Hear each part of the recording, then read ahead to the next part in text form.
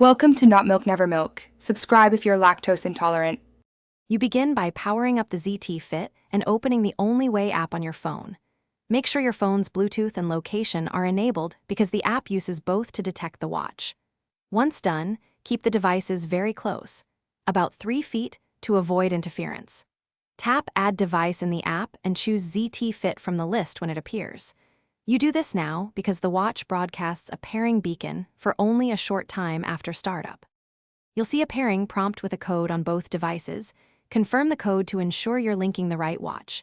After pairing, the Only Way app will request permissions, allow notifications, contacts, and health data so features like calls and step sync work. Next, configure preferences. Set time zone and units to avoid mismatched steps or sleep data. Make sure to enable background app refresh so the app can keep the watch synced when not open.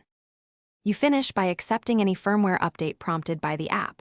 This fixes bugs and enables full feature access, so keep both devices charging during the update.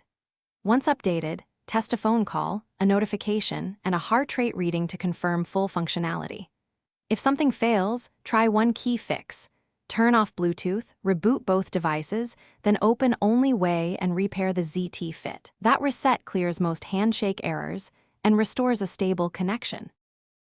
Thanks for watching. If this was helpful, leave a like and consider subscribing. See you next time.